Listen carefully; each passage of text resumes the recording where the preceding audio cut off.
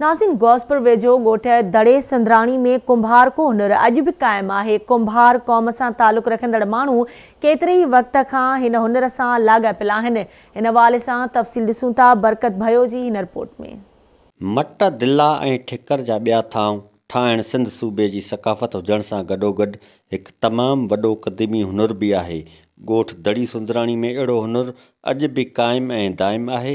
सिंध सूबे जे ॿियनि शहरनि जीअं ॻोठ दड़ी सुंदराणी जे कुंभार क़ौम सां तालुक़ रखंदड़ माण्हुनि केतिरे ई वक़्त खां हिन हुनर सां लाॻापियल आहिनि।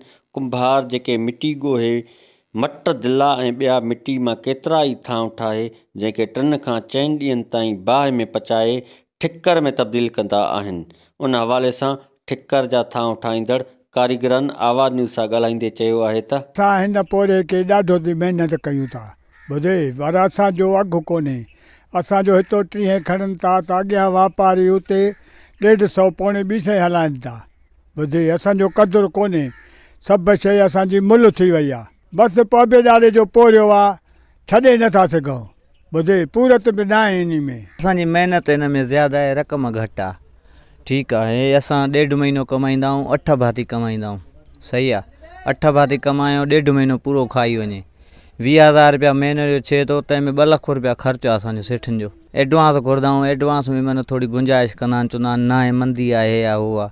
असां को 15 रुपये खणनि पाट, उते मोकिलनि था 70-80 रुपये।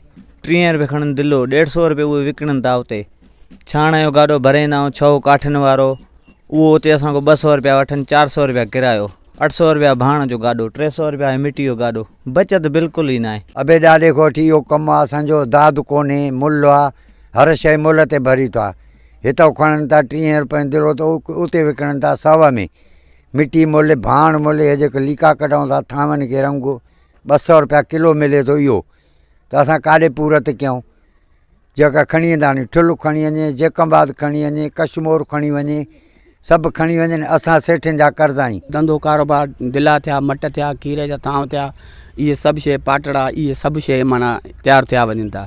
पर अॼु दौरु जेको आहे जदीद थी वियो आहे, माण्हू हिन ॾे ख़्यालु घटि करनि था। बहरहाल माना हिन में शफ़ा जो कमु आहे। बीमारी में ॾाढो इस्तेमालु थिए थो, माना पाक आहे पाणी, छो जो मिटी आहे, मिटी पाक आहे।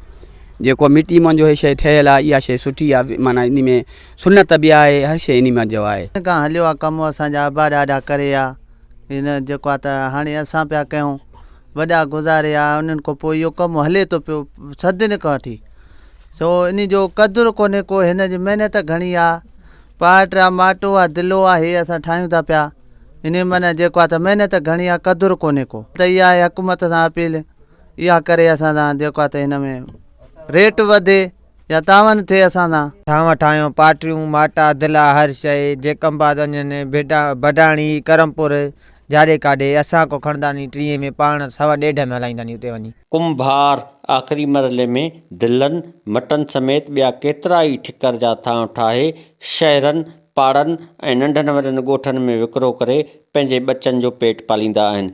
गर्मी जी मौसम शुरू थींदे ई मिटी मां ठहंदड़ मटनि तोड़े दिलनि जे विकिरो में तमामु घणो इज़ाफ़ो थी वेंदो आहे। कैमरामैन तारिक भयो सां गॾु बरकत भयो, आवाज़ TV न्यूज़, गौस।